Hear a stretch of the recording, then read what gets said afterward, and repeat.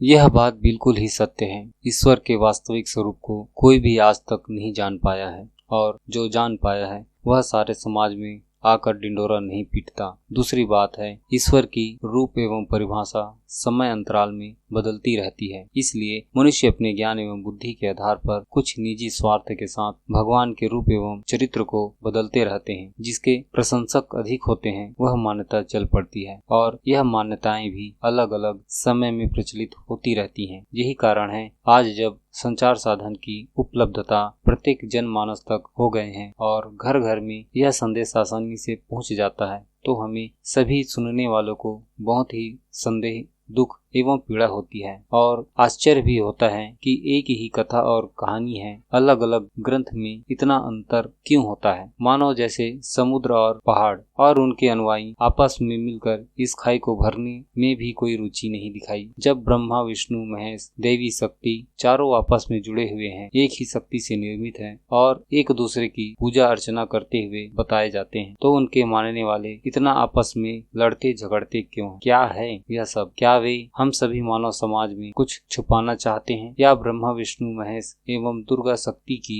बढ़ चढ़कर महिमा मंडन किया गया है, जिससे लोग आकर्षित हों और स्वार्थी लोगों का कुछ लाभ हो सके? पता नहीं, कुछ भी हो सकता है। इन सभी का निष्कर्ष से यही पता चलता है कि हमें मान्यताओं की मान्यता पर नहीं जाना चाहिए, अपितु हमें अपनी सुरक्षा स्वयं से ही सुनिश्चित करनी चाहिए। ना ही कोई भक्त अपने जीवन में सुखी है और न ही व्यापार करने वाला व्यापारी भी अपने जीवन से संतुष्ट है। हमें स्वयं अपने लिए सुलभ रास्ते की तलाश करनी चाहिए, और वे सभी बातें जो हमें मानसिक रूप से भ्रमित करें, अपने दिलो दिमाग से निकाल देना ही उचित है। जो देवी देवताओं के संरक्षक हैं, केवल उन्हें ही सर्व समाज के सुविधा प्राप्त है, और जो उनके मानने वाले हैं और गरीब हैं उनकी कोई पूछ परख नहीं है। यदि आप पैसे वाले हैं तभी आपकी हर समस्या हर जगह सुनी जाएगी, और यदि आप गरीब हैं तो आपके परिवार वाले ही आपके साथ देने को तैयार नहीं। ऐसी स्थिति में हमें अपने भीतर झांक कर देखने की आवश्यकता है। और जो समझने वाली महत्वपूर्ण बात है वह सिर्फ हमारे 5 देव और